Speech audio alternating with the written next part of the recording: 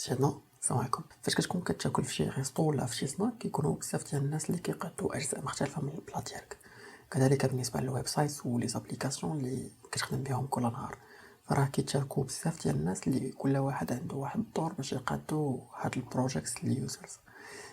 اذا كنتي كتقلب على لا ليست ديال الخدامين اللي عندهم الخلصه ديالهم طالعه، فمن المؤكد انك غادي تلقى الرولز ديال الويب ديفلوبرز في وسط هاد لا ليست بزاف.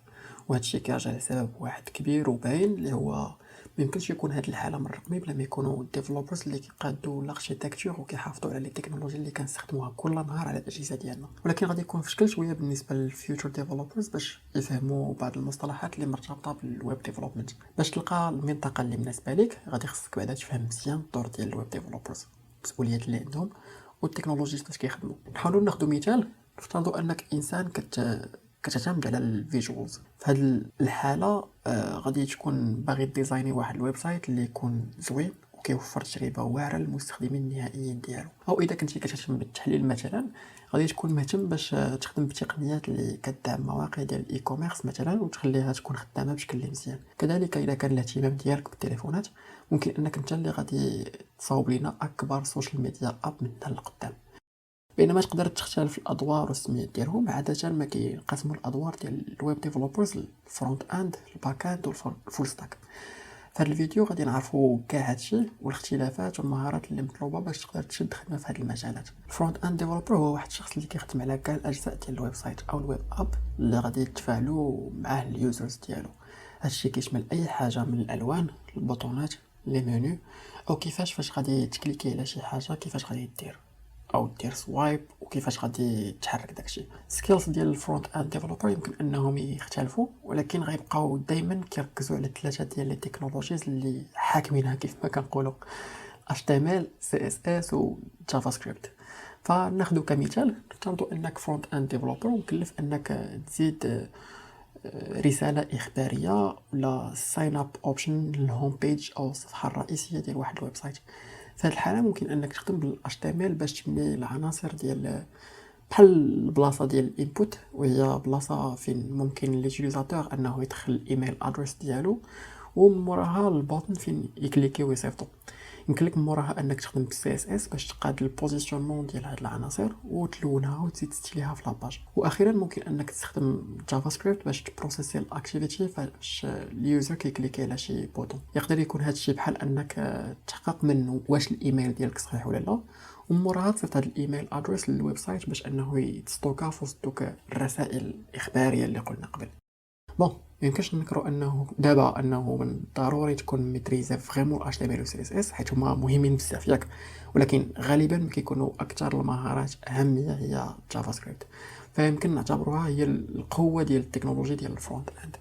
وهادشي كيرجع بالاساس للتعدد ديال الاستخدام ديالو، القضيه ديال انه كيجيو معاه بزاف ديال اللايبريز والفريم وركس اللي قويين بزاف بحال الشكل ديال الرياكت. هاد التكنولوجيز ممكن انه نستعملوها باش نبنيو دي ويب سايت وويب ابس خاصه بالشركات اللي كتعتمد على اليوزر انترفيس اللي سريعه وامنه وقابله باش انه تطور بدرجه كبيره. لي صالير ديال الفرونت اند ديفلوبرز مختلفه، وهذا الاختلاف كيكون بناء على الخبره.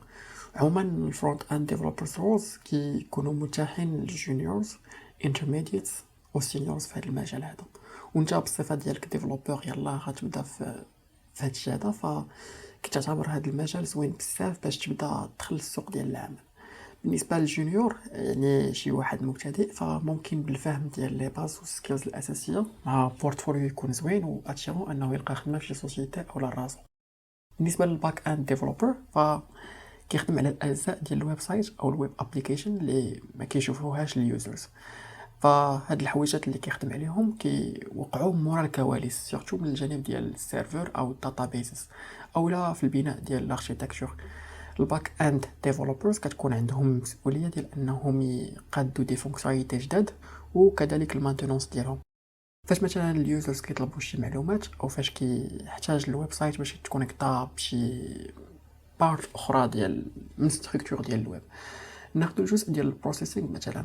فاش كيكون مطلوب منا اننا نكريو شي كونت اولا لوغين اولا فاش ندوزو واحد البيمون في شي بلاتفورم باغ انترنيت بالكارت بانكار ديالنا، فهنا فين كيبان الدور ديال الباك اند ديفلوبر، حيت كيسهل التفاعل ديال الويب سايت مع الكونتنت اللي ديجا مخزن عندنا في لي داتابيز او القاعده ديال البيانات باللغه العربيه. داكشي باش الباك اند ديفلوبمنت كيحتاج حتى هو دي لونغاج دو بروغراماسيون خاصين به والمهارات و دي زوتي مختلفين. بون هاد لي لونغاج ومهارات ولي زوتي يقدروا يكونوا مختلفين، ولكن اون جينيرال كيكونوا كيدوروا على المعرفه ديال واحد الباك اند بروغرامين لانجويج، داتابيز مانجمنت سيستمز، اي بي ايز والويب سيرفرز. بالنسبه لي صالير فراه كيكونوا تقريبا بحال ديال الفرونت اند ديفلوبرز وكيعتمدوا بطبيعه الحال على الخبره. بون الصالير شي مرات يقدر يكون طالع، خصوصا اذا كنتي سينيور ديفلوبر. هادشي اللي كيرجع لانه باش تكون باك اند ديفلوبر وتخدم بلي تكنولوجي ديال الباك اند، هادشي كيطلب بزاف ديال الموارد من ناحيه ديال السيت اب، الكونفيغوراسيون، ريسورسز، والمعرفه ديال بزاف ديال الجزئيات من ناحيه ديال الاي تي. العكس ديال الفرونت اند، حيت غادي يمكن ليك تتعلم بزاف ديال الحوايج بالاستخدام ديال البروزر ديالك وصافي. عادة ما غادي يكون الطريق ديالك وانت كتعلم الباك اند ديفلوبمنت طويل شويه، حيت غادي يكون خاصك تكون فاهم مزيان الاحتياجات ديال الفرونت اند وكذلك الفرونت اند تكنولوجيز.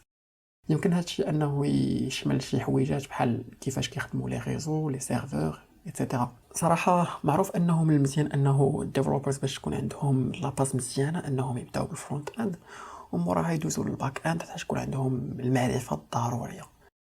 كنجيو دابا للفول ستاك ديفلوبر، اللي هو ديفلوبر اللي كيكون مرتاح في التعامل ديالو مع الفرونت اند والباك اند تكنولوجيز. الفول ستاك ديفلوبرز كيكونوا عندهم سكيلز ونوليدج في كاع الحوايج اللي متعلقين بلو سيكل ديال ديفلوبمون انفو.